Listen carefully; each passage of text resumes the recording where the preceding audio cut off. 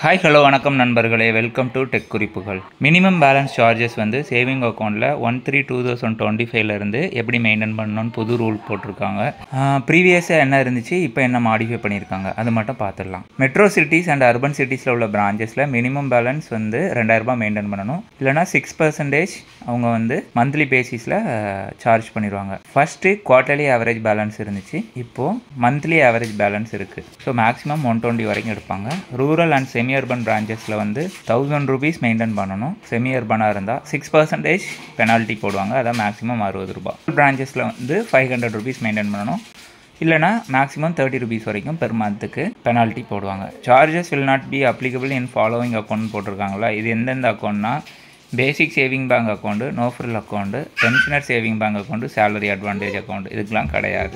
suppose minimum balance வந்து NRE NRO அக்கௌண்ட்டாக இருந்துச்சுன்னா